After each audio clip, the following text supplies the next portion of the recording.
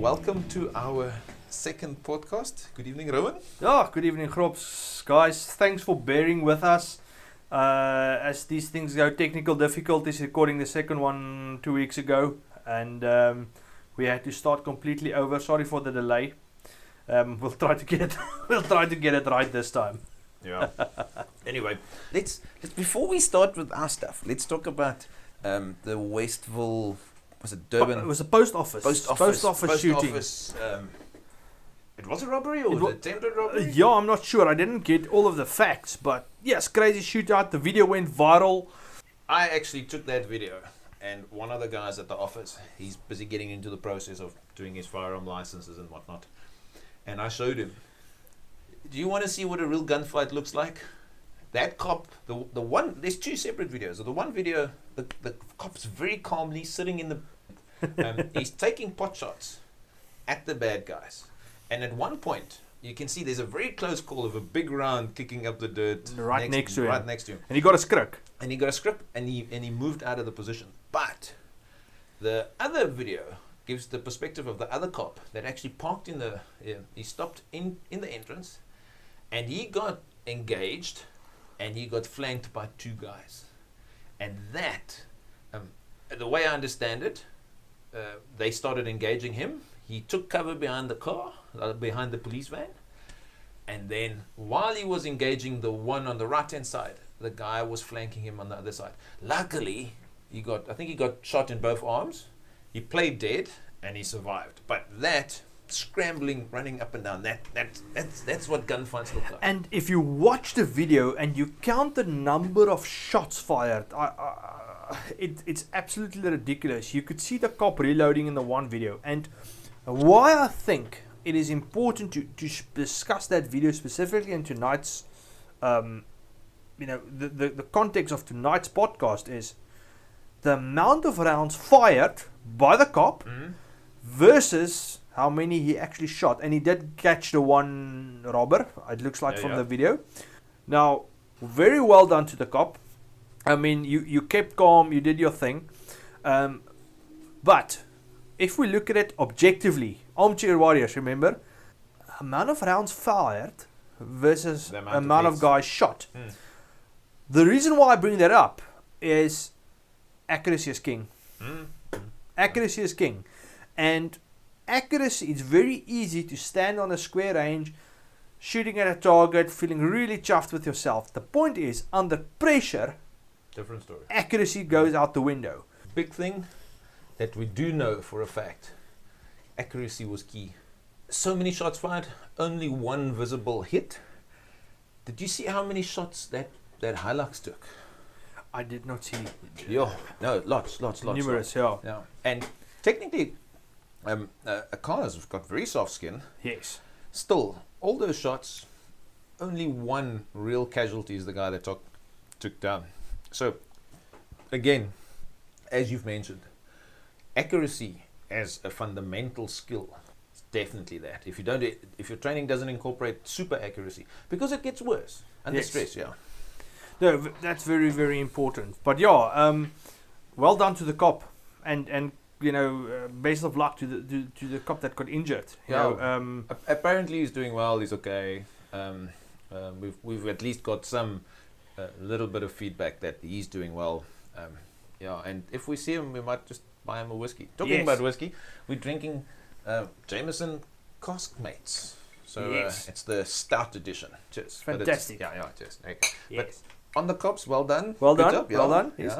And guys, from now on, we will try for every podcast to do an event of the week. If we pick up something, we're going to try to keep it as local as possible. But if there's I suppose if there's something really badass that happened internationally, we might bring it up. Yeah. An armchair experted. Yes, we'll call it our armchair session. Yes, we love it. Yes. Look, guys, again, big ups. These guys actually went in there and took them on. It's great. Tonight's what should we call it? An agenda. We always have an agenda, right? Okay. So now on tonight's agenda, and Rouen, bless his soul, he came up with this fantastic. He coined the term now. What did you call it? The training onion. The training onion. Because it's got layers. It's got layers. Yes. All right. Right. All right. Okay. Explain to us the training, Anya. Right, guys. So when we talk training, you know, it's very easy to kind of get stuck in the cool guy stuff. You know, the kicking doors down, jumping over hoods. You know, but when you compare training to, in my opinion, the training to what is the most likely thing that will occur to you, the most important skill that you will need to deal with the most common of problems, and how to kind of work your way out from there. So we've divided training as a concept for the purposes of the podcast, and maybe we'll refer to it again in the future, into different layers, starting the closest to you, which is fitness. Because so much is based on some level of physical fitness. And guys, me and Grobbie are not built for high-speed activities. We are built for cuddling and hibernation in winter. Yeah, kill our tummies, tickle our tummies and tell us we're pretty. That's all we need. Yes. Shout out to Louis Ackerman, because we know you're going to listen. Yes. We're luxurious. Yes. Yes. Yeah. But it's important to have some level of personal fitness. And, you know, you can have the best training in the world, but if you can't run, or if you cannot, shooting goes down in your local mall while your wife is in the store, and you've got your 3-year-old with you, can you grab your kid and throw him over your shoulder and run up the stairs with him to get yourself out of trouble? Get out of dodge. And be honest with yourself. So that level of basic fitness will just carry you so much further than all the best skills in the world. And to take it, like, if you really want to say, all right, hang on, it's fitness, not glamorous, you have to get fit. What's that really got to do with my shooting? Anything under stress, where there's any fitness activity, or let's not call it fitness activity, any physical activity involved. You just running upstairs, running out of a place, running into a place, whatever you do. By the time you have to draw your gun and fire, if you are not fit, it's going to degrade accuracy. For sure. That's the no issues and no bullshit. But then the second part is that, and that's something that when I was playing club rugby, you could actually notice a degradation in. So let's call it cognitive ability, is like making decisions while you are under stress. But I've seen guys that can think smart, they know precisely what they need to do, put them under stress, let them be a little bit out of whack in terms of they had to run and do stuff now. All of a sudden, there's no cognitive ability, which means he can't think and make proper decisions. I mean, and just when it's going down around you, a lot of what you're going to do is going to become a kind of almost automatic reactions to certain things. And I'm gonna add to what you just said. On Thursday evening, I went to boxing, and as these things go, I ended up being the only guy in class. And to my shock, the coach says, "Well, now I've got you for myself for an hour, so good luck."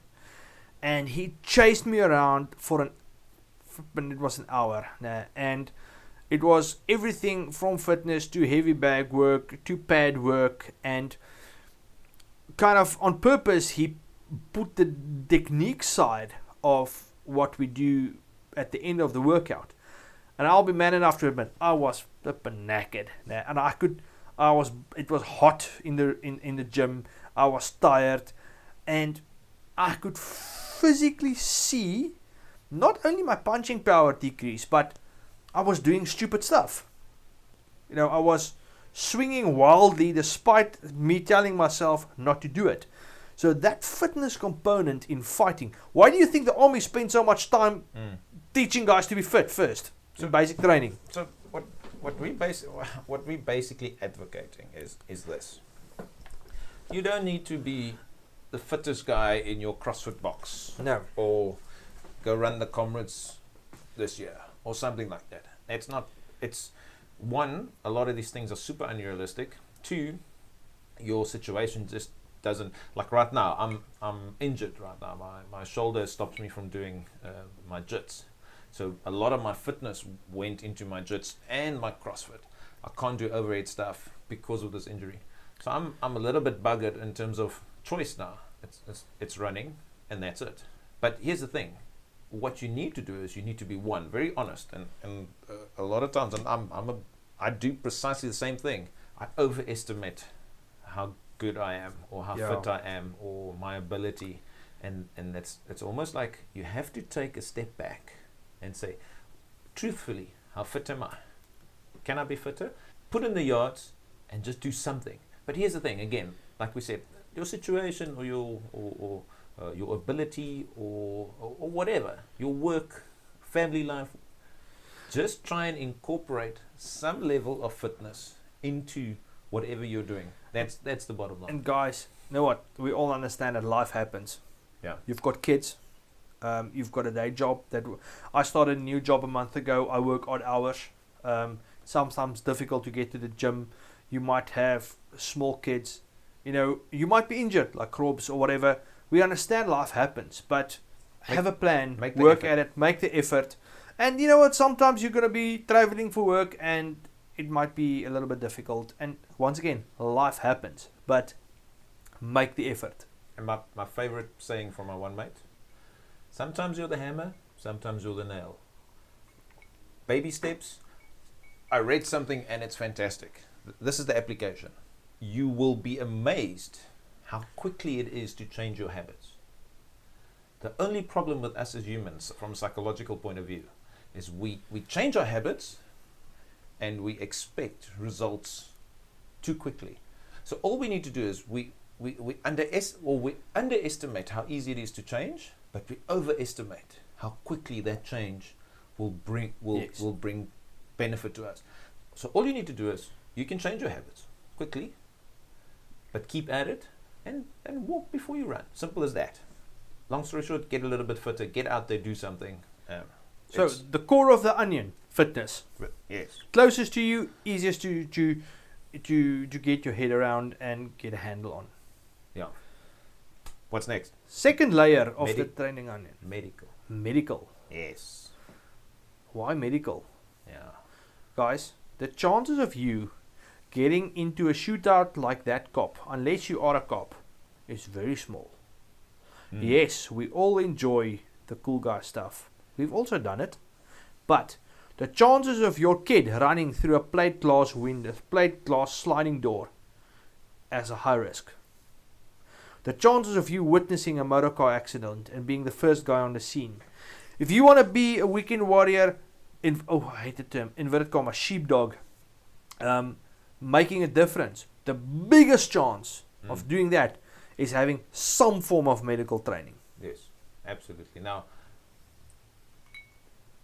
we've done a couple, and I was lucky to be involved with sports adventure shooting, and we've done a lot of like basic trauma, snake bites, CPR, that level 3 medical level 3 training.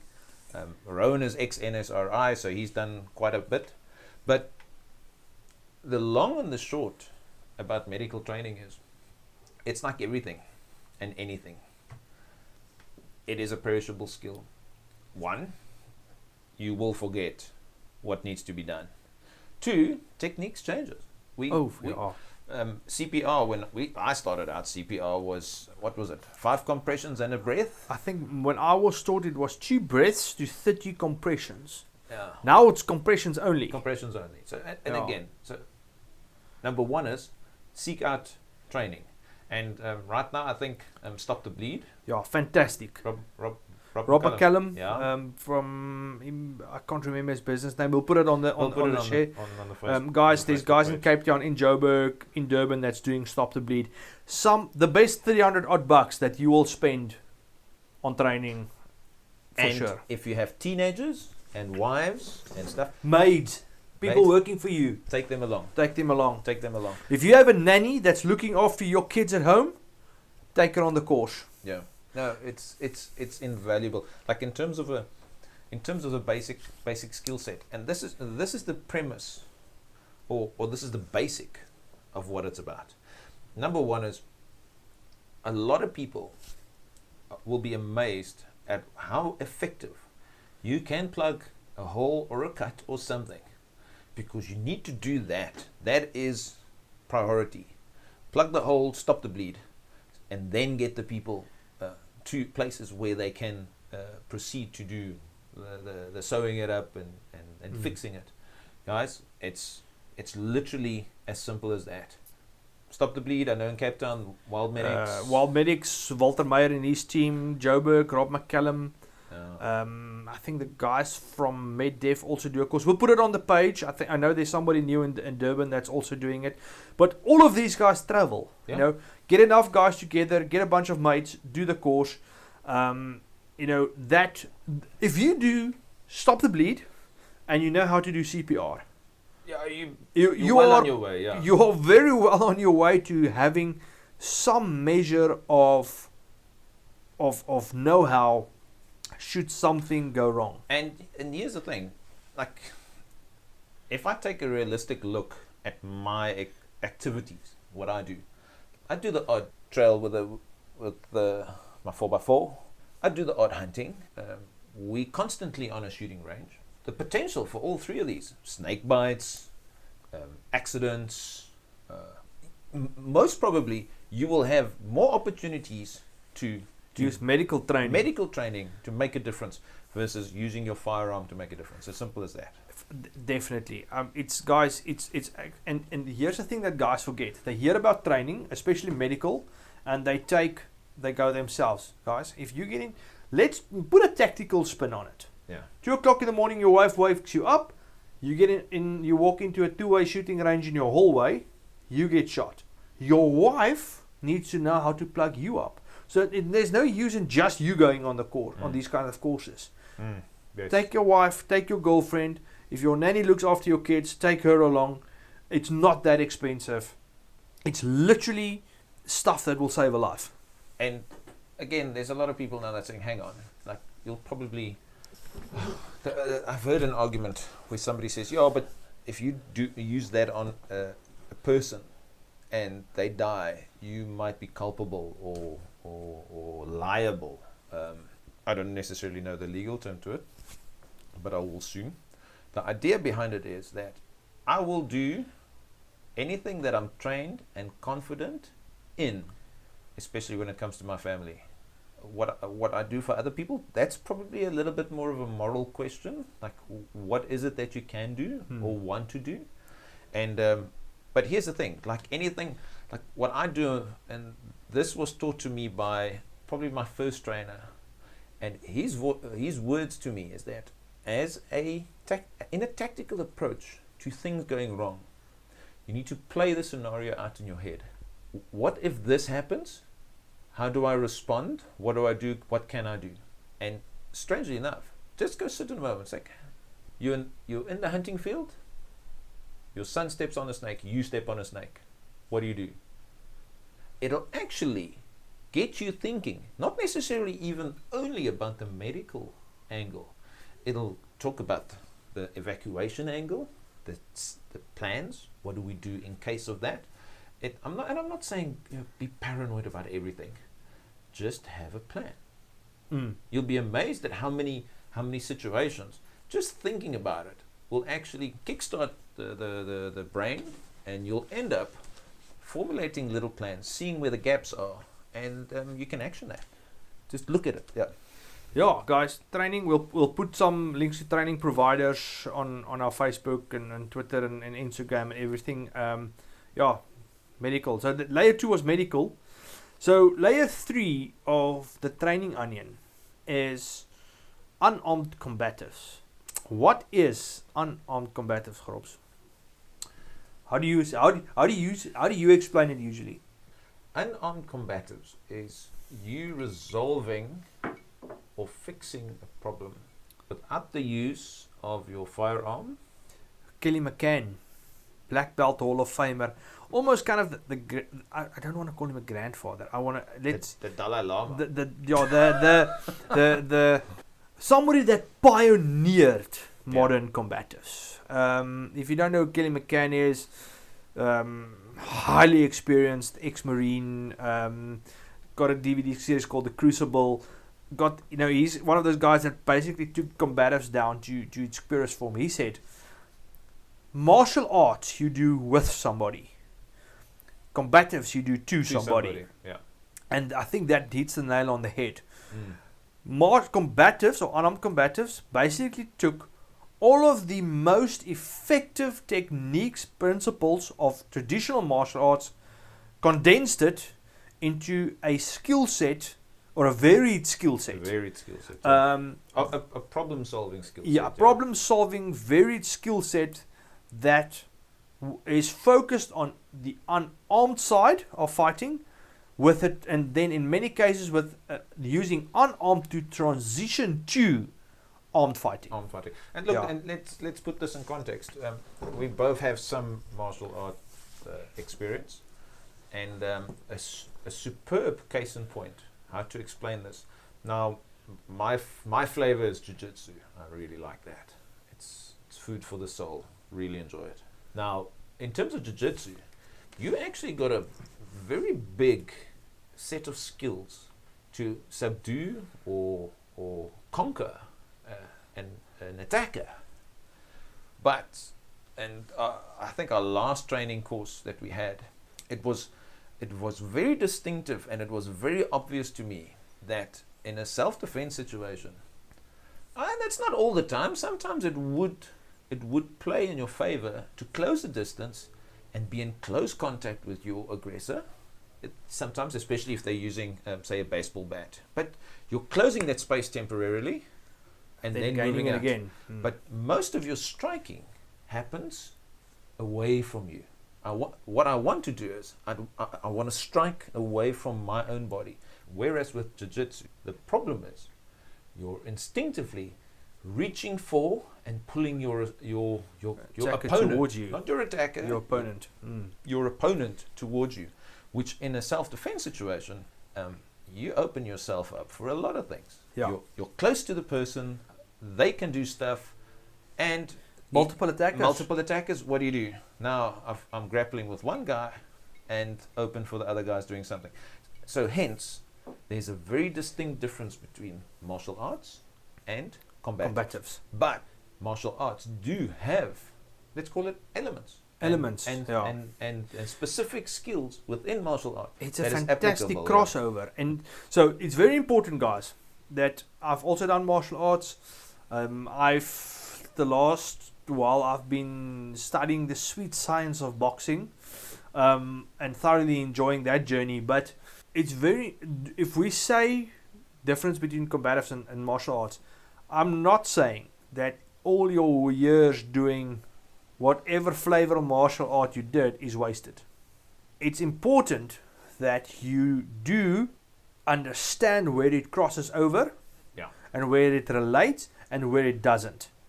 And the best way to do that is to go and spend some time doing a course on combatives, because combative condenses the most important things that you would need to fight with. Yeah.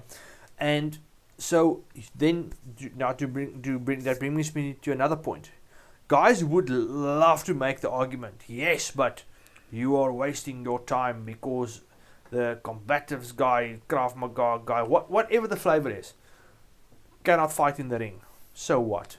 It's not what it's intended to do. It's not what it's intended to. And technically speaking, it's combatives is not necessarily only hand to hand. What we're saying is that it'll probably start there. Yeah.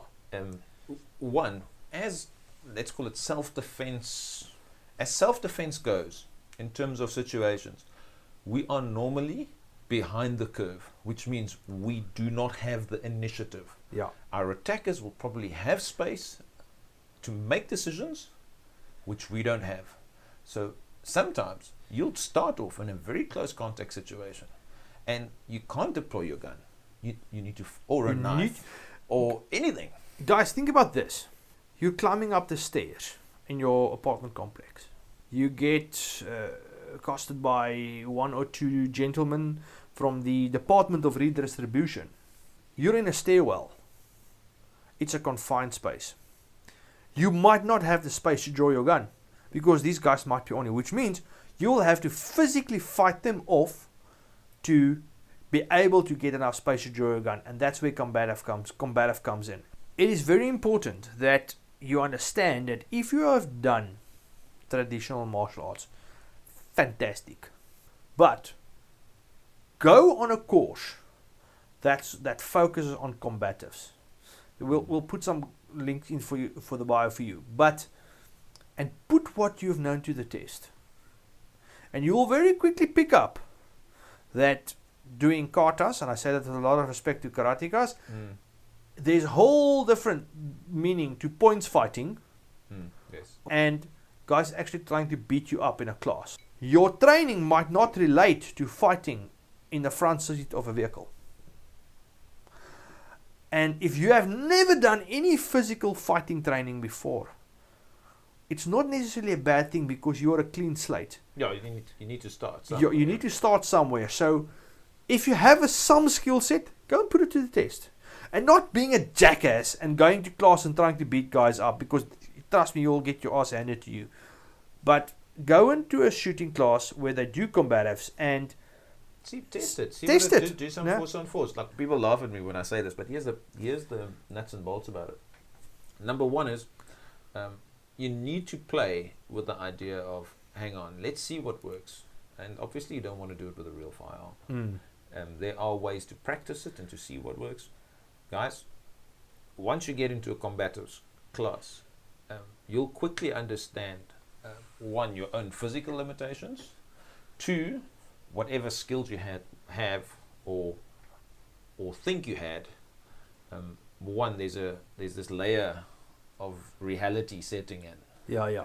So you know you can do some things, but it won't fit every situation. And again, like, we're not super experts. We're not even close to experts.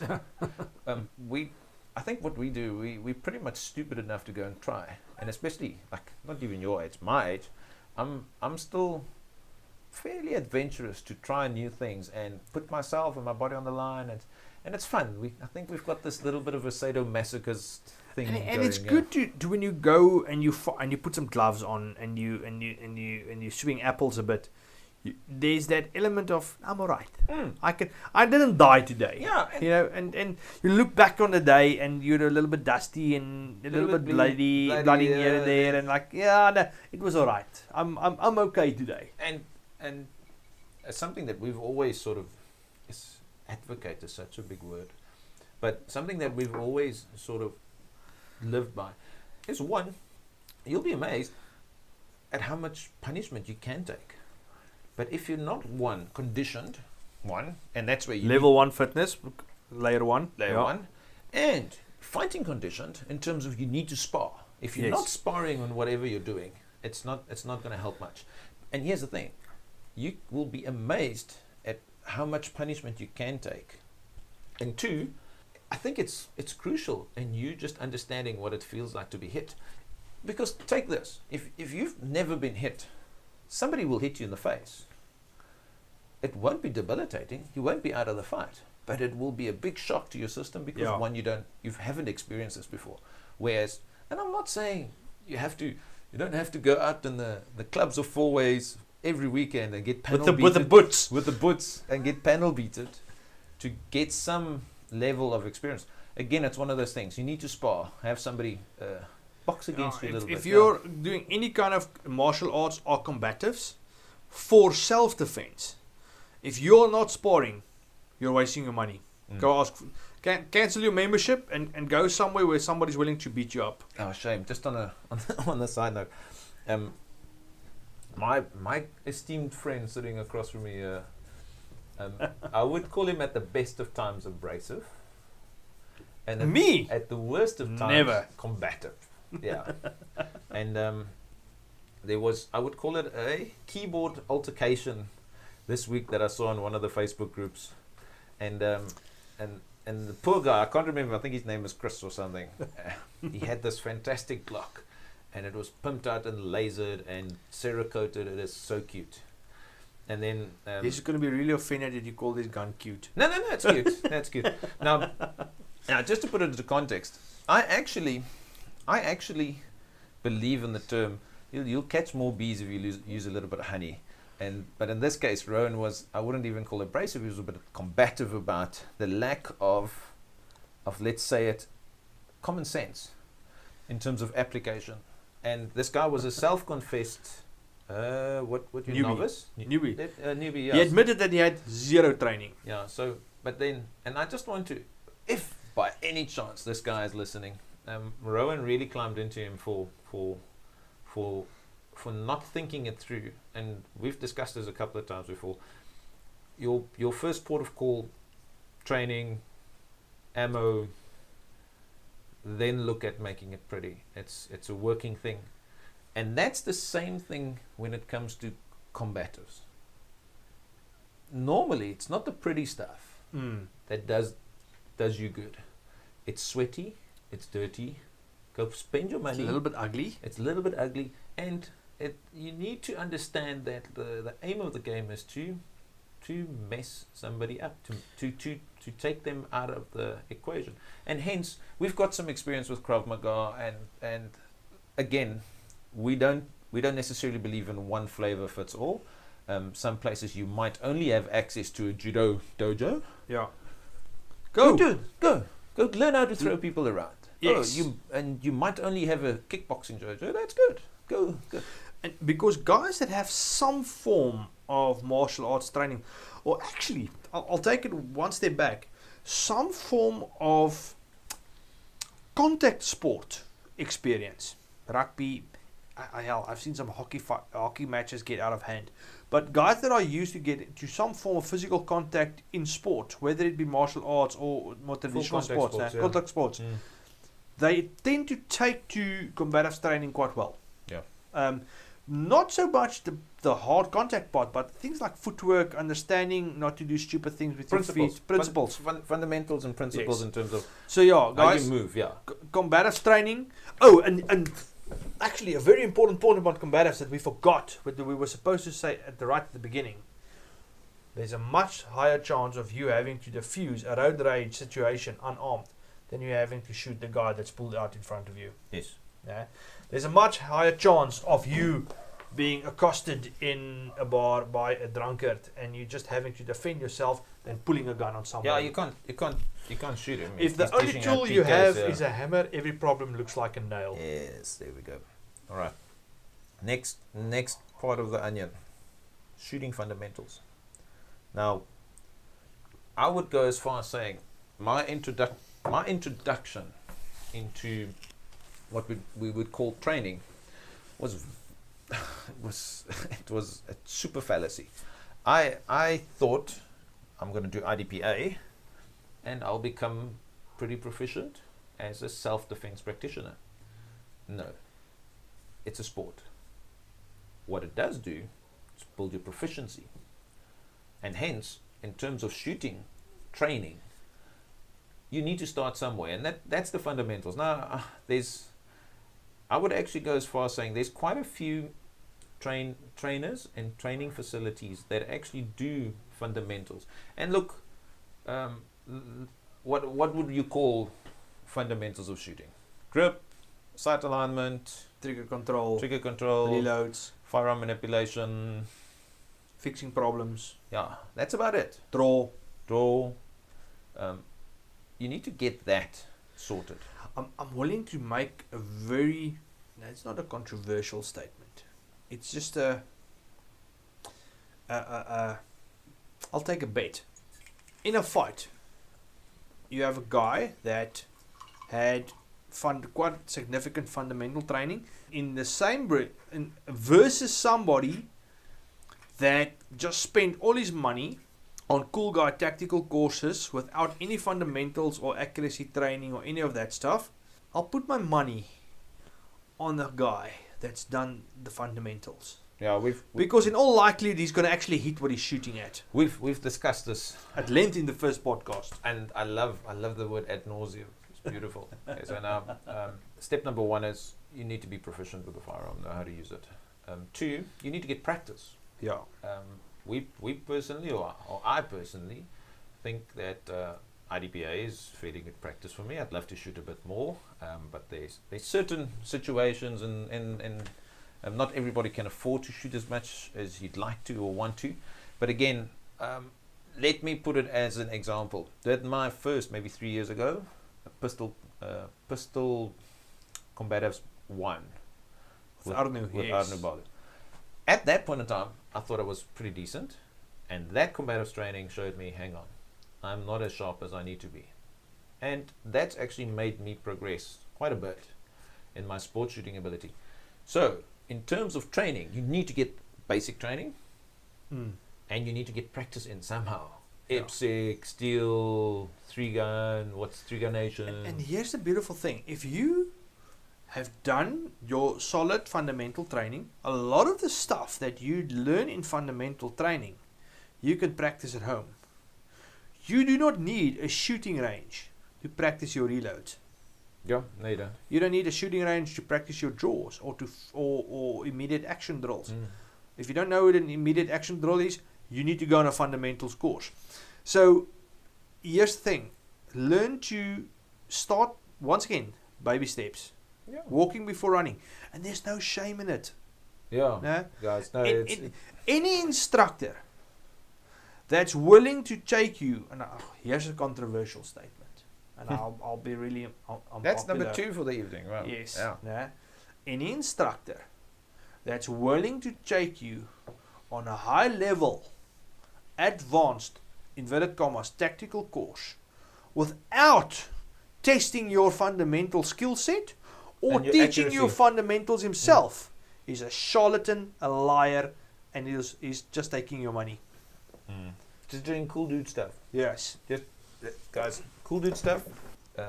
1, it doesn't work. 2, it's not practical. 3, it'll actually set you up for failure. Guys, man, and here's the thing. A lot of people go like, but how can I identify it? Use your common sense. Logic will dictate. You need to shoot it accurately. Under pressure, what happens? Your accuracy gets worse. So under a no pressure situation, your accuracy needs to be magnificent. Yeah. So that in a high pressure situation, your accuracy could be adequate. You know what? You nailed it. I will never forget it. It was the second time I spent time on the range with Arno Barlow. And he always starts his drills off with 5 shots, no time limit, in your own time, do your thing. No time limit. And he just tests how small a grouping you can shoot. I'm using Arno's as an example. I'm sure other trainers use something similar. But that specific event I remember. And then usually it's followed by a chewing out in Afrikaans about how bad you shoot. And he made the point. You look at some of these groupings, it's 1 hand, 2 hands, all like. You did not shoot. You had no time limit, no pressure, nobody's shooting at you, and you're shooting a grouping the size of your hand or 2 hands or the size of a torso. At 5 meters. At 5 meters. And you actually think under pressure you're going to hit what you shoot at. You're living in a fantasy world. Yeah. So accuracy is king, and that comes to the fundamentals. Walk before you can run. It's almost like those tele-evangelists. That's what we go. Yes. Hallelujah. That's the that's the gospel. That's if the gospel. If your instructor of choice is not, there's not some form of fundamental training involved, you're wasting your money. Look, we'll put up some links. I know Mark Rouen, Derek, Arno, Pistol 1 and 2. Look, we'll reference Arno quite a lot because he's actually we've made the effort to bring him down here. We're not so central that we've got a lot of choice to go to do everything. And I've been actually, this is in the back of my head. So we'll actually get to a point where we'll start. Rowan and I will do reviews, and we'll actually go and do. I haven't told you yet, but we'll go do some courses. And review them. And never be invited back. And yeah. Apparently, I was heard I'm abrasive. Combative. Yeah, Pot anyway. calling the kettle black. I'm just saying. Okay. But the long and the short of it, we'll put some links up. There's a lot of guys I know. Who's in Cape Town? Mark Eman. James Smart. Adrian Rossley. Yeah, yes. Adrian Rossley and at Magnum. Yeah, I think I think you'll actually do well if you can do one of Adrian's courses. Yeah, there's a quite a few. We'll put a list. Oh, guys, what I'll do when I start doing the social media updates, I'll break the courses down into the headings for the layers. Yeah. To point you in the right direction. Yes, we'll give you a nice resource to. But and hence that's most of these trainers will be able to actually take you to the next level, which the is fifth and final. Yes. What everybody's been waiting for, the cool guy stuff. High speed load drag. High speed load drag. Now, when we talk about these, like let's call it the advanced stuff, we would go fighting in a vehicle, fighting inside structures or buildings. Look, we've always said, and the reason why I'm chuckling is that home clearing, or house clearing, or building clearing. If somebody says they can teach you how to do it 100% effectively, guys, just understand what you're getting into. It's one of those things.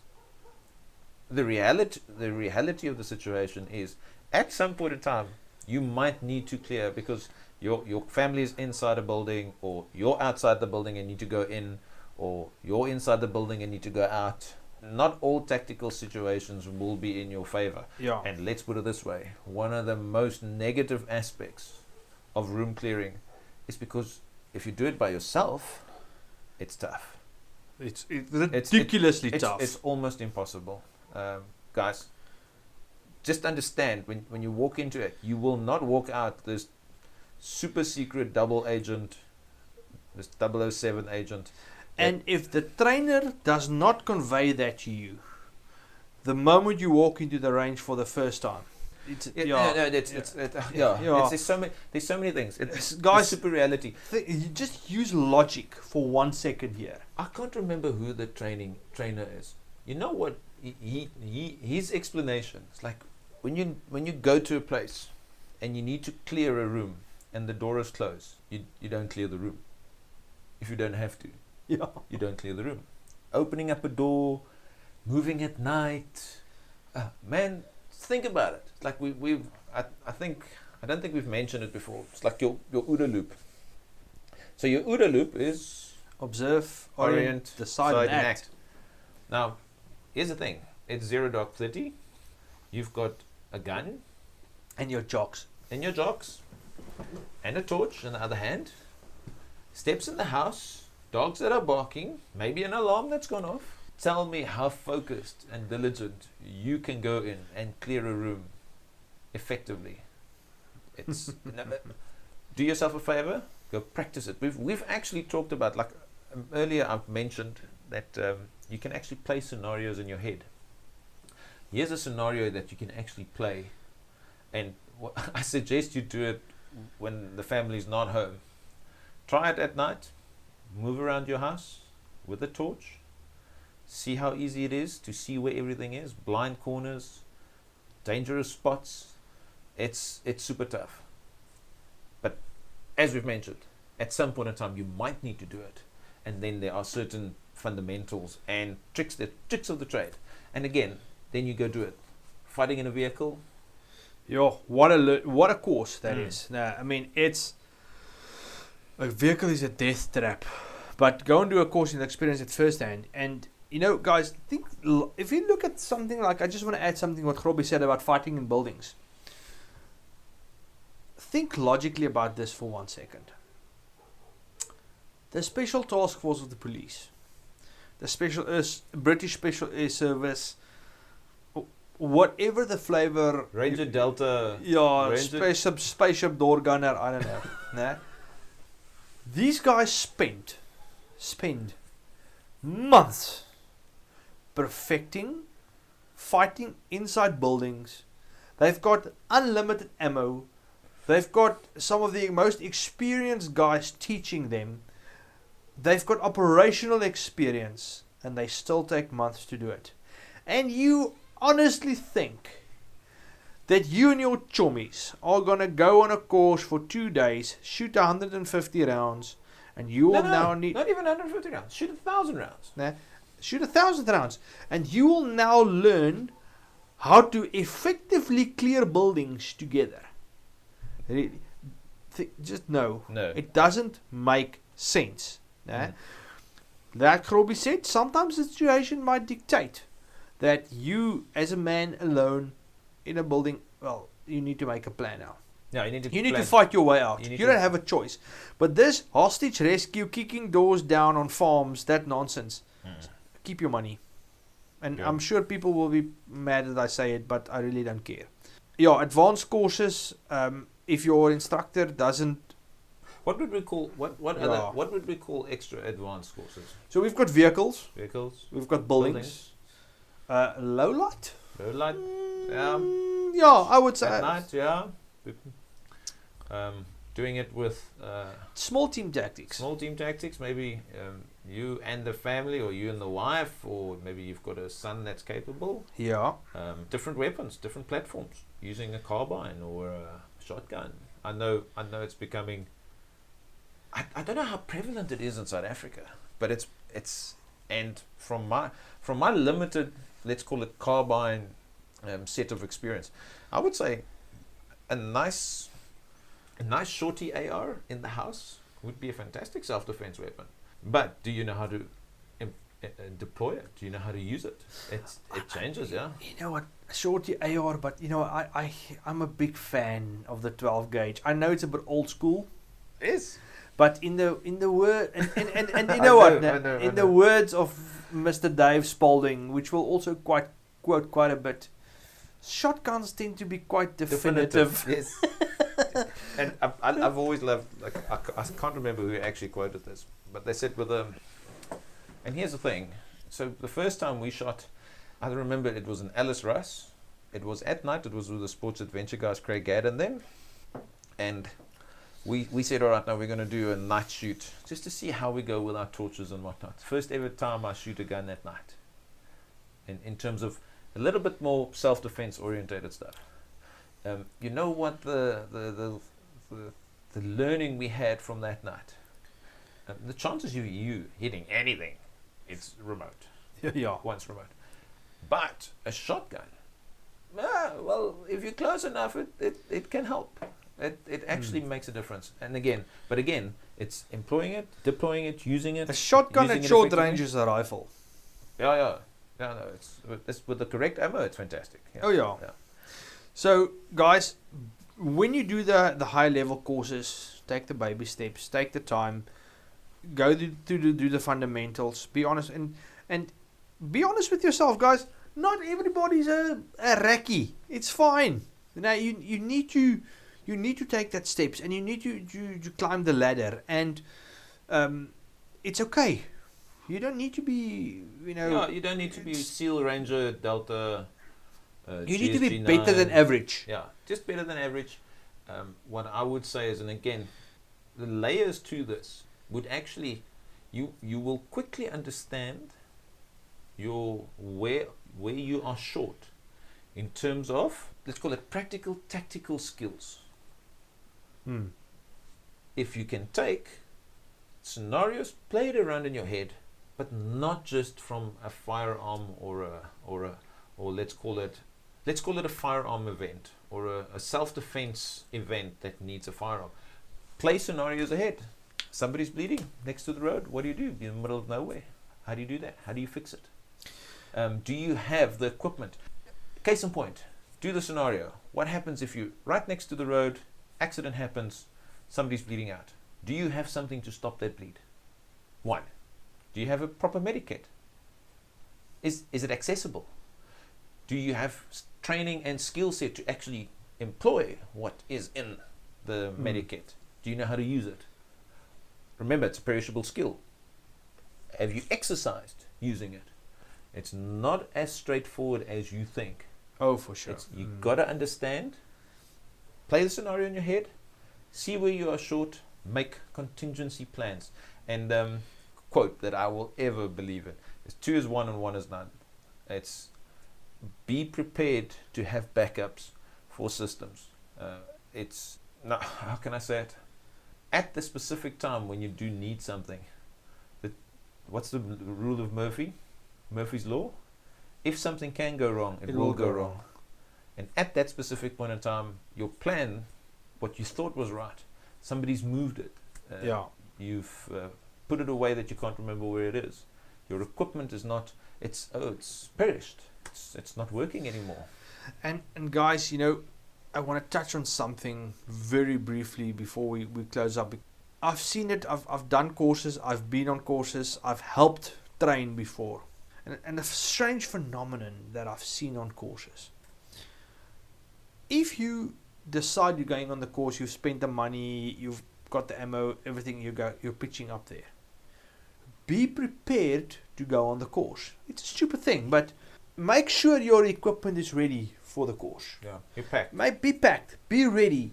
Make sure you've got snacks and water and kind of the physical stuff that you need to go on the course. And then the mental preparedness of going on any kind of course. I've seen the strangest thing happen where guys go on the course, spend the money, spend the time, and then they're just disinterested. Yeah. Or they are not listening. Or they are full. Their cups are too full. You need to go empty. You need to understand. Like there's no ego. There's no. It's. I might it might be as much as a Dunning-Kruger effect, where they're like, you can't teach them because they are of the belief that they know everything or they know enough. Yeah. And hence they don't get anything from it. But again, make the time, make the effort, do the planning. Be an empty cup. Just go and do, and figure it out.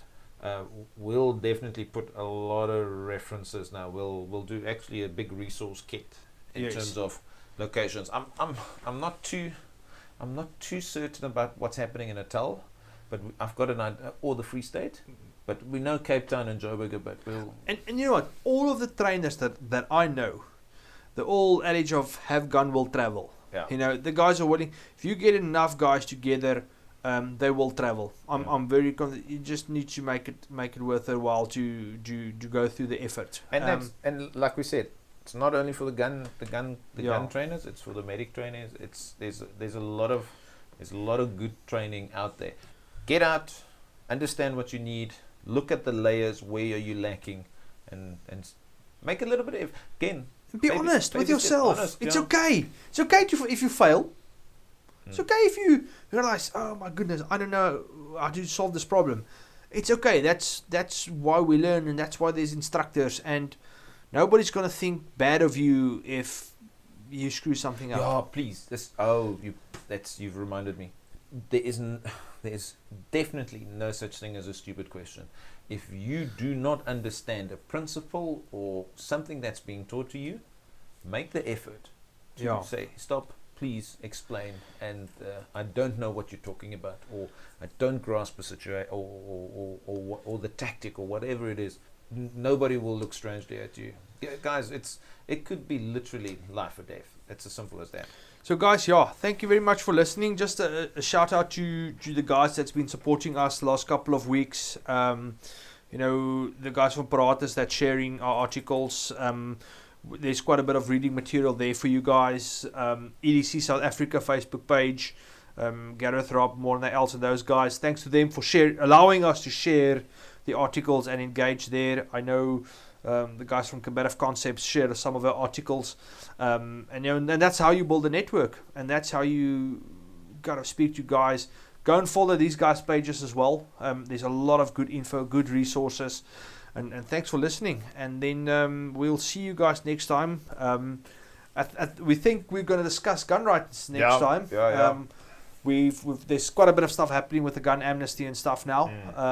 We'll discuss that next time. Unpack it a bit, yeah. Well, thanks for listening. Thanks for listening, guys. Have fun. Number 2. Cheers. Yes, thank you.